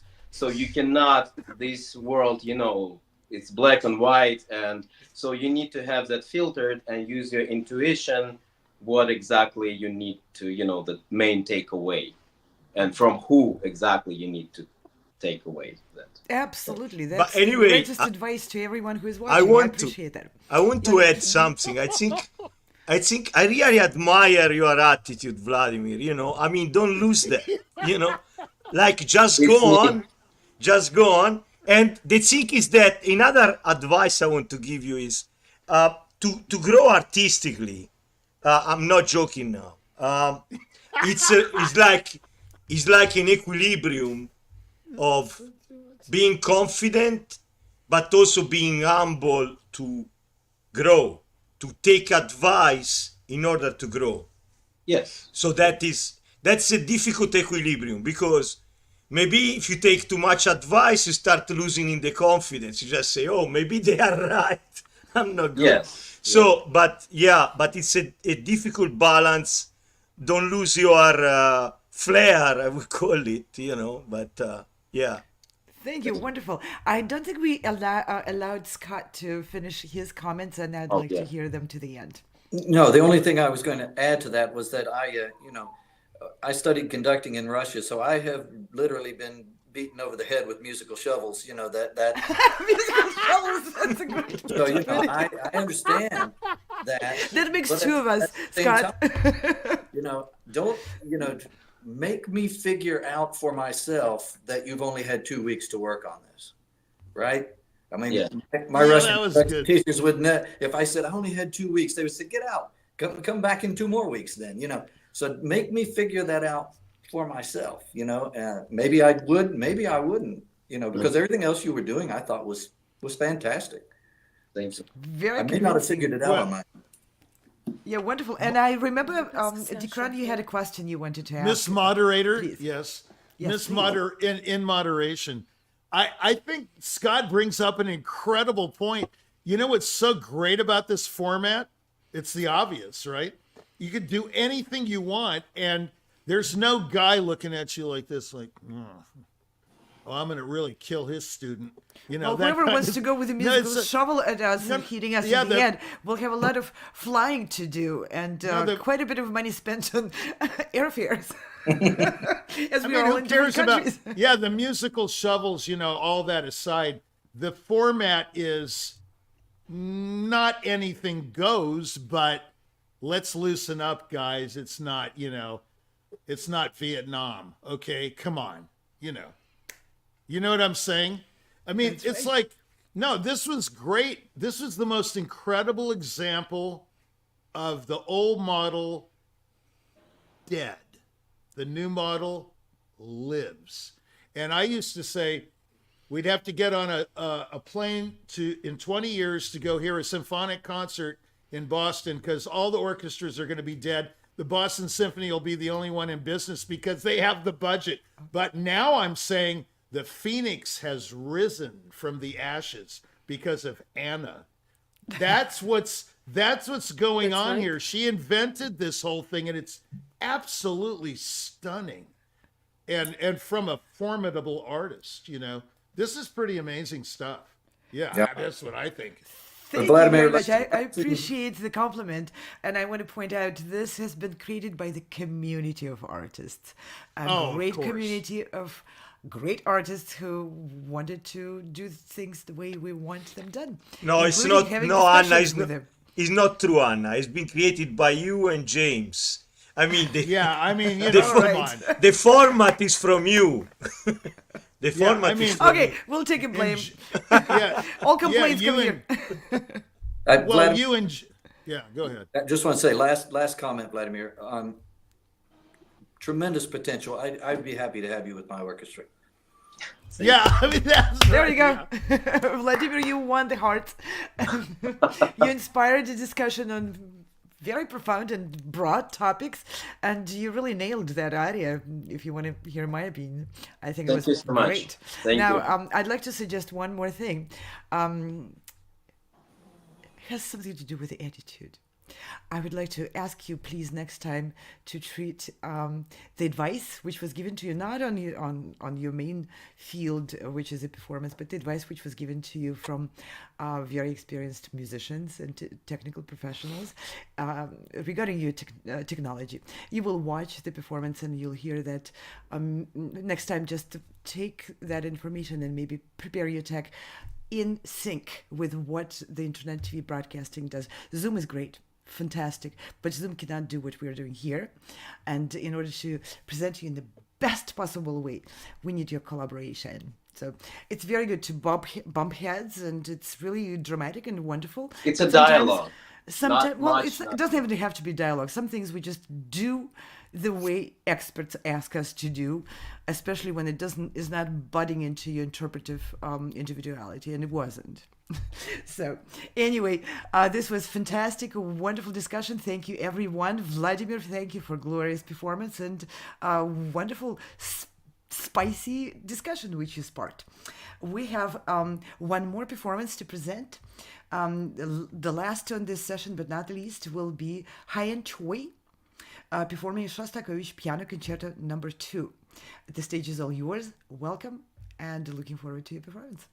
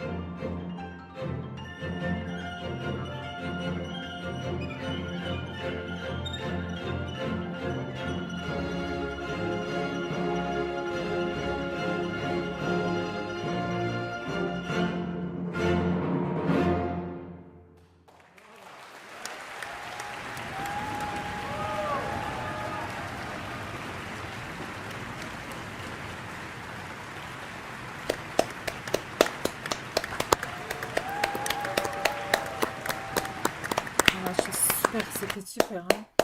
Stunning. Pas de romantisme. Wow. Wow, wow, wow. Bravo, bravo, bravo. Stunning. And standing ovation from the hall, which was, this was performed in. And please, Hein, if you are watching on YouTube, and when you are, she's not in the studio, but I'm sure she's watching or will be watching. I would like to ask you to please leave a comment on the YouTube channel where you most likely are watching. We're in 50 plus channels, but a lot of people just go to YouTube. Please leave in a comment the name of the conductor, the name of the orchestra, and the name of the hall. All three were absolutely stunning. So now let's hear from Scott with all your experience with the Soviet and Russian music in Leningrad and St. Petersburg. I would like to hear from you first. Thank you. I appreciate you allowing me to go first because I am to the performer, Hein, I believe is how you pronounce that. Is that correct? Am I correct? Let's hope we're correct. Okay. Well, hopefully I'm close. The performer here allowed me to just, through her performance, allowed me to relive a wonderful memory. I conducted this piece several years ago on the stage at Carnegie with Armenian Russian pianist Victoria Fatu. And it just has such a special place in my heart. So I can hear those last chords ringing in my head. I wake up sometimes at nights. It's just one of those moments that impacted me. So thank you for allowing me to relive that through your performance. I thought the overall the performance was just excellent technique, wonderful collaboration with the conductor, the voicing, not voicing, but the balance between soloist and orchestra, I thought was quite good at all times. I know you can't always control those things in a recording, but I thought it was just such a sensitive playing of that particular piece. The piece, was written, of course, for his son, for Shostakovich's son, Maxim, for his conservatory graduation. So it had a special place in Shostakovich's heart as well, I'm quite sure. But I really cannot think of any criticisms to say. It was just a wonderful performance, musically, artistically, just in every aspect of it. Dickran may have different things to say as a pianist, but as a conductor, I would have been very, very happy to be part of that performance. Wonderful. Thank you very much, Scott. Let's go to Navart, also with your experience with the culture and where this concerto came from. Yeah, thank you. Scott reminds Maxim Shostakovich. I heard Maxim Shostakovich play 15 Symphony Shostakovich in Kislovodsk in Russia. It was a memorable interpretation. And at that day, I was student. So I understood how Shostakovich should be played. Many musicians in West are playing slow movements, very romantic. And when I asked to Maxim, said, what is the difference between what you are doing and what they are playing is romantic? He said, no, he was a sad, melancholic, not romantic. I will always remember these words. And what the orchestra conductor, the orchestra sound is amazing. With students, it is a student orchestra, And what is the pianist she is doing? I don't remember her name. Hein. Hein, da.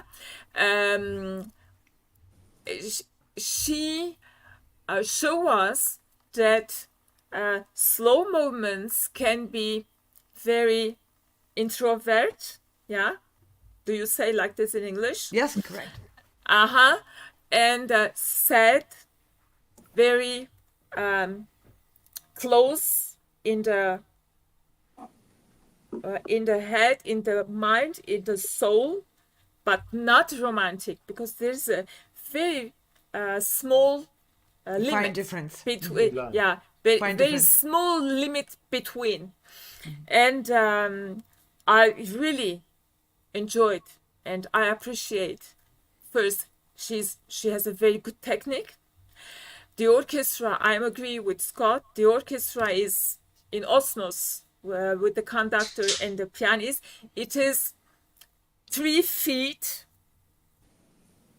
3 feet is working together, and of course the audience will be 4 feet and will be happy, enjoyed it, and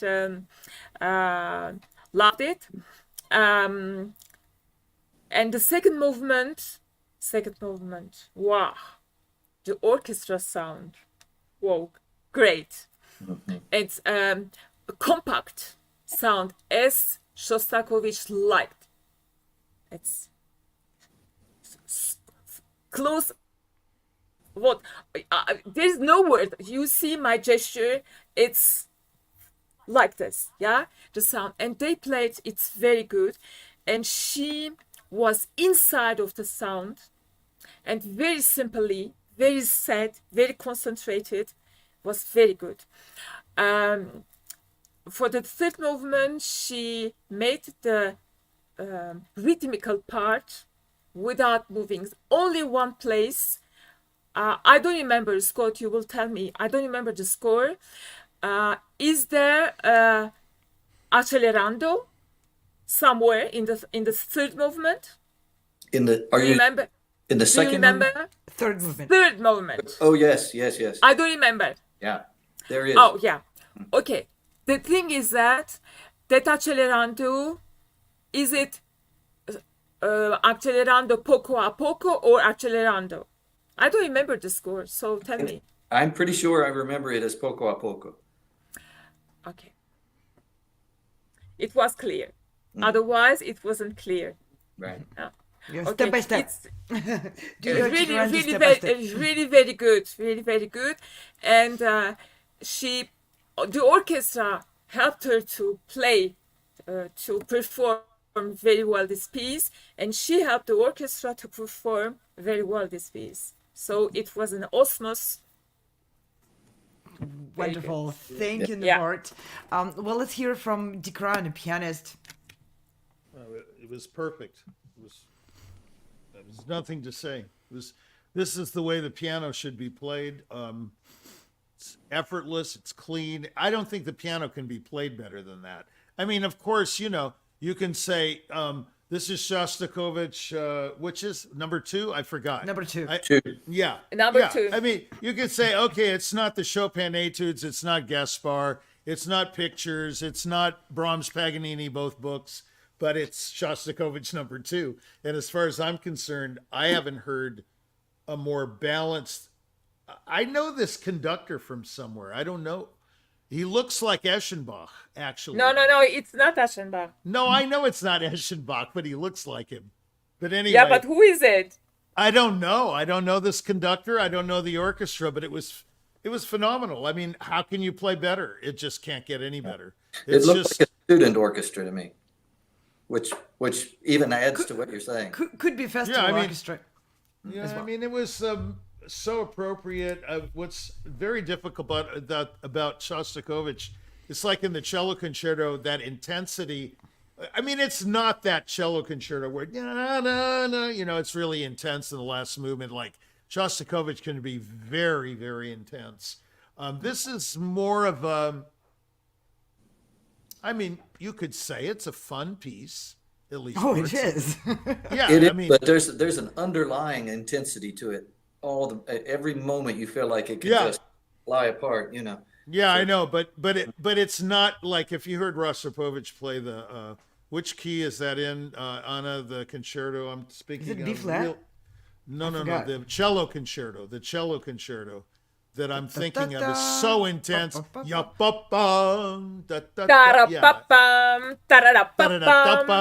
last one, it's like super intense, way up on the high end of the cello. It's not like that, but I mean, look, this girl can play, and musically satisfying, completely appropriate. She makes, what's really great about her playing. Yeah, what's really great. Yeah, but I was thinking of the cello concerto. What's really great about her playing Hein is that she never rushes from, let's say, a quarter into the next quaver. Yeah. She holds it as, like I said, Fleischer said, don't play a note until you have to. She holds that for not only the full length, but you got a feeling she's holding it longer, but she's not. It's just perfect. I don't know what to say. I can't. Performances like this, like I was telling James on the text, I don't even know why I love it so much. I just love it. I can't describe it. You know, it's a great performance. Anna, is she in the studio? Say it again, Navarre, please. Is she in the studio or not? She's not in the studio at the moment. Oh. But you can address her directly because, of course, she'll be watching the comment. Okay. Let's hear from Giacomo. I don't have much more to add. I mean, I could nitpick something because I like to do that. Please go for it. Yeah, do it. First of all, I want to say that have you ever played the concerto, Dickran? No, but I know it very well. Yeah, I just sight read it a couple of times, and I can tell that it's not easy. Okay, so what she did is not easy. She played very, very well, very clean. And I appreciate the comment of Nevart. I was thinking about the second movement, and I was thinking, oh, maybe it could have more color. And she's saying that, okay, so she played it very well. The only thing I can notice, but we are talking about perfection here, and I would be happy to play like she does. You know, but the thing is that it's very simple. The projection that she had in the lower range of the piano was stronger than in the higher range. So the balance of the orchestra was great when she had this pop in the first movement. Yeah. Those octaves were great. She was coming out very well. When was going high, she was getting a little, she was disappearing a little bit, but she didn't have any problem. She has the hands of iron, so not a problem for her. She can carry on whatever happened. There is the orchestra covered her. That's all. I mean, Yeah, that's the conductor's problem. It's not hers. She played the hell out of it. It's just he's got to come down. I mean, listen, you brought up a point with you conductors. Listen to me. So, like, I'm sure you agree. The piano does not project like a solo violin. I'm sorry to tell you, it is not that big of an instrument. The piano gets lost in orchestral color, whereas a violinist, you know, if you take the last movement of the Sibelius, projects. That projects like crazy. Whereas something like the last movement of the Prokofiev second concerto, which is absolutely the Titanic of all concertos, you can get lost in that texture, and the pianist could be playing the living daylights out of it, and all you hear is pure orchestral color. So it's up to the conductor to bring it down. The orchestra has no idea what's going on. This guy needed to come down a little bit, but I didn't find it offensive. You know, It wasn't, you know, I mean. Yeah. By the way, the conductor looked like, I mean, I don't want to offend anybody. The conductor looked like was coming out from a grave. And then he went to conduct. You know, it's like.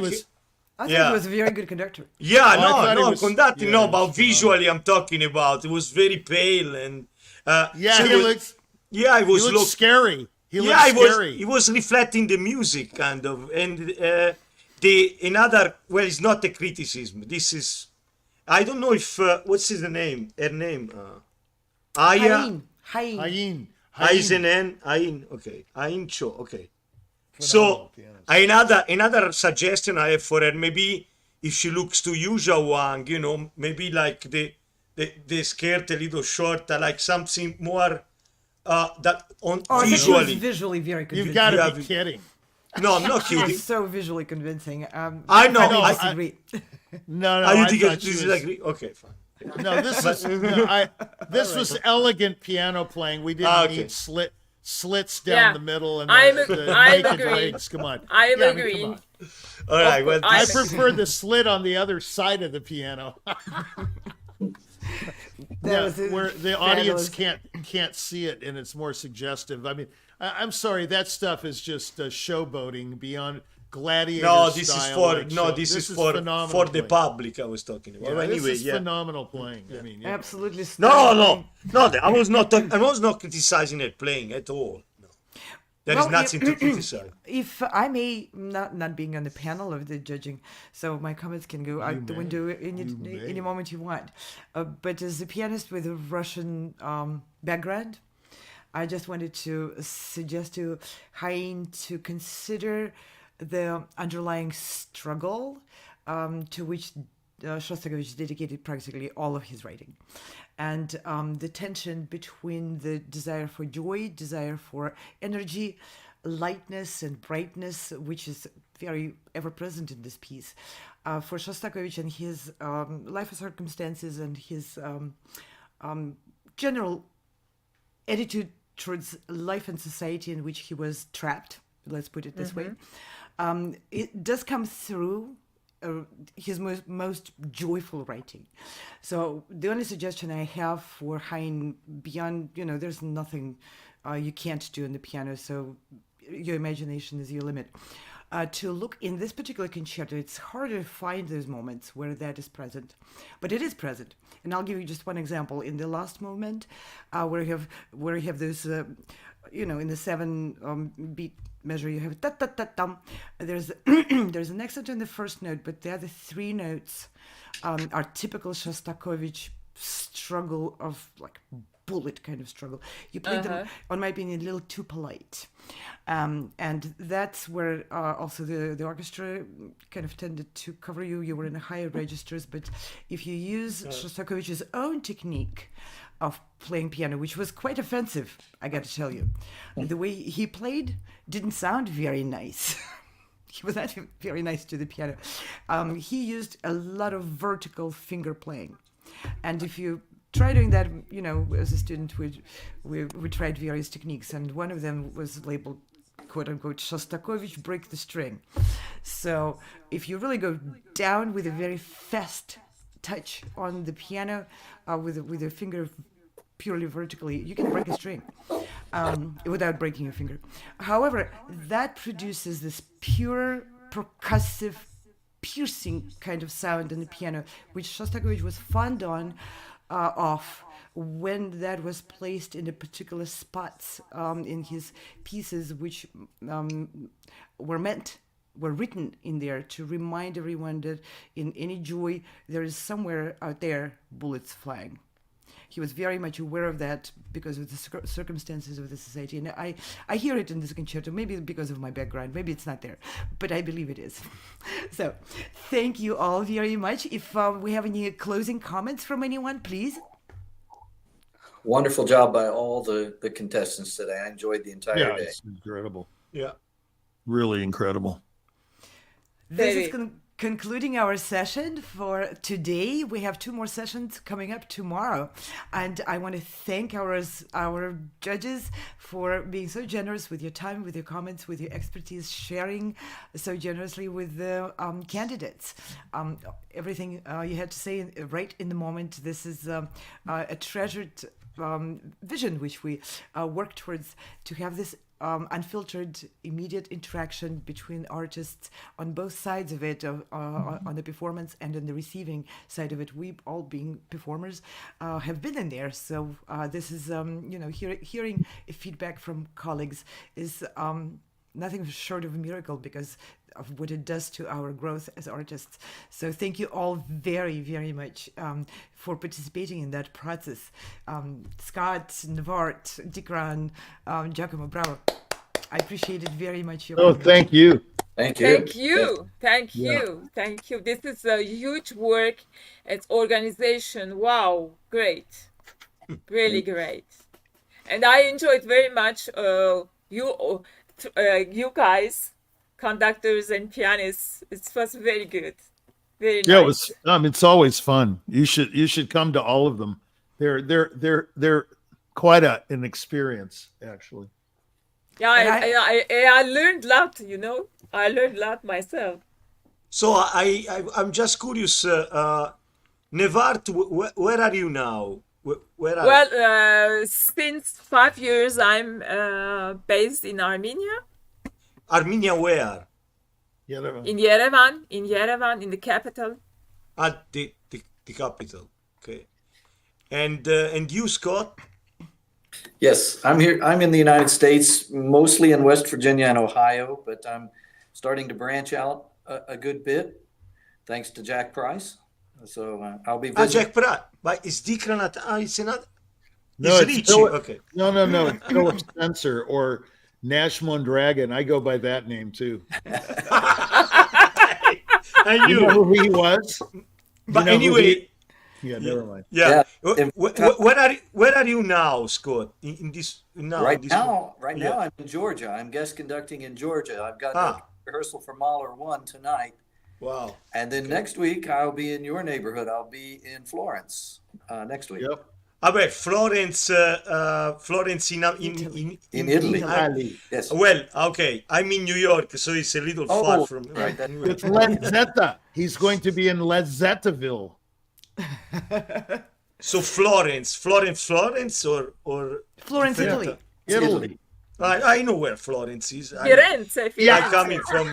I'm coming from 80 miles from there, so I know exactly where it is. Yeah, the food's good there. That's for sure. And what do you do in Florence? Guest conducting the Florence Chamber Orchestra, Mozart 25, and a few solo pieces, and a Donizetti. So I'm excited. It's going to be fun. It's the Lanzetta. It's the Lanzetta Orchestra, yeah. Right. Okay. Wonderful. Yeah. Well, I hope you all enjoyed it enough to give us more of your time in the future upcoming auditions. It would be just absolutely delightful to have you back, and I hope very much that you do come back. Thank you. Thank you all. Stay afterwards. Yes, please stay afterwards after we are off the on air. And I want to thank very much our wonderful Virtual Concert Hall's team of producers, designers, audio video engineers, and of course the broadcast directors. You see their names on the screen. Thank you guys very, very much for your hard work and for your incredible support. These are fabulous musicians which have performing and teaching careers of their own, and they double as supporters of fellow musicians in producing these internet TV broadcasts. And today's production crew were Ante Božić-Kudrić, our show director, Frana Rusinovic, our technical director, and James Welch, our production director. Thank you guys very much for your support and for everyone for being together with us. Please visit our websites. Please go to our YouTube, sign up, and please, like us, share all these programs if you find them entertaining, interesting, helpful, in any way positive. We're on every platform, everywhere. If you miss us on one, go to another. If you don't like vertical view or horizontal view, all those platforms satisfy every taste of everyone. And thank you very much to all of our wonderful collaborators, co-producers, and all these wonderful companies, and especially people behind those fronts of the companies, music directors of the orchestras, conservatories, professors, academics, researchers, publishers, music producers, and managers, everyone who collaborates with us towards the same goal. We share the passion for music, for performance, for better world, for lack of the better word. That's what we work towards: the better world, better relations, and tighter connections between artists, audiences, and everyone else. Thank you all very much for watching, and we will continue with these Carnegie and colORCHESTRA auditions tomorrow. We have 2 more sessions. Wonderful musicians will be auditioning, and great members of the judges panel will be commenting. With that, I'm signing off. This was Anna Ospinskaya, and I was hosting this program today. Bye. See you tomorrow.